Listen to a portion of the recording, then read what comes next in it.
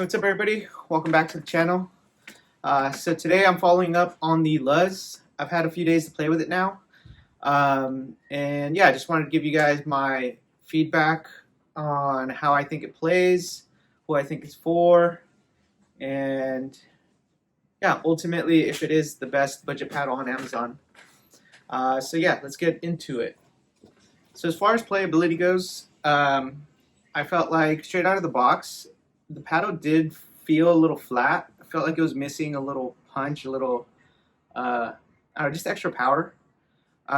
So what I did was added 3-gram strips to each side here, and that completely changed the performance. I feel like it really opened up the sweet spot, made it more comparable to what I'm used to, which is the Agassi here.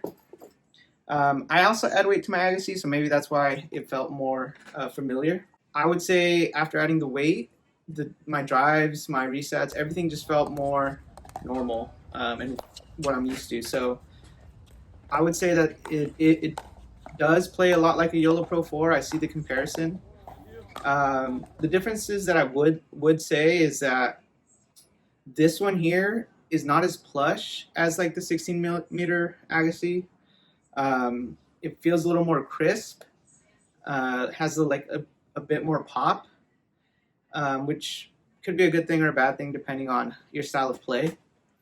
I think I've heard people say that the pop level is somewhere in between the 16mm and the 14mm Pro 4, which I could see that.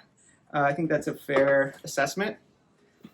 Another difference is that this one does have more spin. I don't have like the RPM meter or anything, but just going off of grittiness, you can tell this one's way more gritty. And I tend to slice a lot, so I noticed it a lot too when I was slicing, and I'll post some videos here. 717.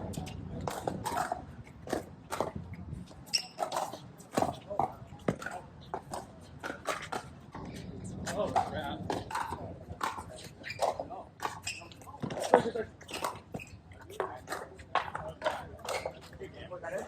Yeah, I think the three main differences, if I had to sum it up, is that this one has a bit more spin, a bit more pop, and then just build quality in general. When you buy a Joola or any other like $200 to $300 paddle, it feels premium, whereas this is just a bit underwhelming out of the box. But other than that, I mean, for $100, you can't really beat this.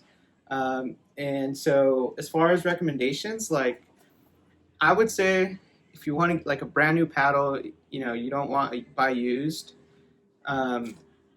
this is definitely the way to go.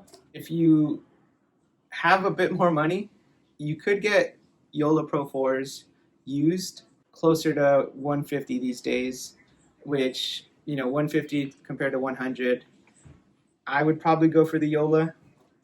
But I understand, like, depending how your local market is, you might not be able to get one of these for 150. I see them online also for like 180 all the time. So if you can buy used, you can still get a Joola. These are great. I would still recommend them over this at that level. If you can get, if we're talking about a $50 difference, I would still go with the Joola. But if these aren't available around you, you can't find the right shape that you want or whatever. So they have these on Amazon, which you can pretty much get in any state, I believe. And so that's kind of the my recommendation there. If you can buy used, go with these. If you want to get brand new, go with these. And yeah, I think for $100, this is probably the best paddle you can get. That is Gen 3 style. I would say the Quanta full foam paddle right now is probably a better buy than this. But I do know that some people prefer a Gen 3 style feel.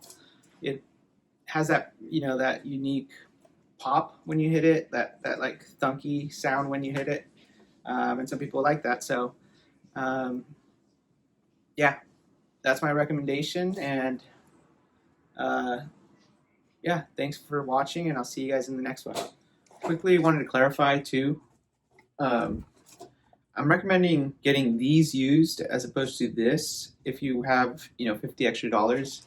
And the reason for that is that Joola is a brand name. You get better quality product, um, and better resale value too. So like if you get tired of this paddle, this will still hold its value. You'd still sell this for 120, 125 in like 6 months. Whereas this, it was $100, but resale is going to be like $40 if that. No one's really going to be trying to pick these up in a couple months. That's just how the market is and how the paddles tend to be. Like if paddles are hot for like 3 to 6 months and then people move on. And the only ones that really hold their value tend to be Joola and like Selkirk.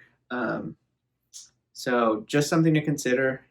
I'm someone who buys a lot of paddles and then resells them. So um, I take that into consideration when getting a new paddle. Um, so for me, it makes more sense to get one of these used than getting this new.